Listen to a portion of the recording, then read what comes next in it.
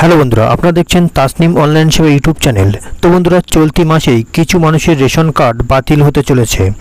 তো কিসের জন্য সরকারের এই কঠোর নির্দেশ? কেনই বা এই সমস্ত গরিব অসহায় মানুষগুলোর রেশন কার্ড বাতিল করে দেওয়া হবে? সেই অসহায় মানুষগুলো কারা? রেশন কার্ড বাতিল হওয়া থেকে বাঁচতে তাদেরকে কি করতে হবে? সমস্ত কিছুর বিস্তারিত আজকে আমি এই ভিডিওতে আলোচনা করব। তো বন্ধুরা, তার আগে আপনি যদি আমার চ্যানেলটি প্রথমবার ভিজিট করে থাকেন তাহলে চ্যানেলটি অবশ্যই সাবস্ক্রাইব করে রাখুন এবং পাশে থাকা বেল আইকনটি অন করে রাখুন। এবং অলরেডি যারা চ্যানেলটি সাবস্ক্রাইব করে রেখেছেন তাদেরকে অসংখ্য ধন্যবাদ। তো চলুন দেরি না করে আজকের ভিডিওটি শুরু করা যাক। তো বন্ধুরা, নতুন মাস পড়ার আগে এলো বড় দুঃসংবাদ। এই মুহূর্তে প্রধানমন্ত্রী গরিব কল্যাণ অন্ন যোজনা প্রকল্পের মাধ্যমে প্রতি মাসে 5 কেজি করে চাল রেশনে বিনামূল্যে পাচ্ছেন গ্রাহকরা।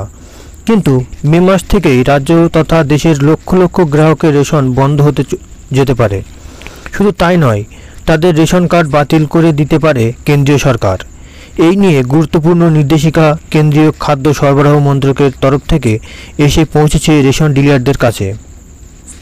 করোনার সময় থেকে প্রধানমন্ত্রী গরিব কল্যাণ অন্ন যোজনার মাধ্যমে দেশের সাধারণ মানুষকে বিনামূল্যে খাদ্যশস্য দিয়ে আসছে কেন্দ্র। লকডাউন উঠে গিয়ে সব কিছুর স্বাভাবিক হয়ে গেলেও দেশের মানুষের আর্থিক পরিস্থিতির কথা বিবেচনা করে এই প্রকল্প বজায় রাখা হয়েছে। যদি এটা স্বস্তির দিক হয় তবে অস্বস্তিও কম নেই। ইতিমধ্যে রেশন কার্ড ডিজিটাইজ করার মাধ্যমে বহু গ্রাহকের নাম তালিকা থেকে বাদ পড়েছে। কারণ ডিজিটাল রেশন কার্ড করতে গিয়ে তার সঙ্গে আধার নম্বর লিঙ্ক করা হয়, আর তাতে দেখা যায় দেশের কোটি কোটি ভুয়ো রেশন কার্ড আছে। সেগুলো ইতিমধ্যেই বাদ দেওয়া হয়েছে। শুধু পশ্চিমবঙ্গেই প্রায় 2 কোটি ভুয়ো রেশন কার্ড বাদ দেওয়া হয়েছে। তবে কেন্দ্রীয় সরকারের নতুন নির্দেশিকার জেরে ফের বহু রেশন গ্রাহকের নাম এই তালিকা থেকে বাদ পড়ার সম্ভাবনা দেখা দিয়েছে। কেন্দ্রীয় খাদ্য সরবরাহ মন্ত্রক প্রতিটি রাজ্যকে চিঠি লিখে জানিয়েছে, যে সমস্ত গ্রাহকরা গত 6 মাস বা তার বেশি সময় ধরে ডিলারের কাছ থেকে রেশন সংগ্রহ করেন না, তাদের নাম এবার তালিকা থেকে বাদ দেওয়া হবে। তাহলে কাদের কার্ডগুলোকে বাতিল করা হবে? যে সমস্ত রেশন কার্ডধারী গ্রাহকরা বিগত 6 মাস ধরে বা তার বেশি সময় ধরে ডিলারের কাছ থেকে রেশন সংগ্রহ করেন না, তাদেরকেই বা তাদের কার্ডগুলোকে বাদ দেওয়া হবে। কিন্তু কেন বাদ দেওয়া হবে? এই নিয়মের কারণ হলো, যাদের প্রয়োজন নেই তাদের নাম রেশন ব্যবস্থা থেকে ছেঁটে ফেলা।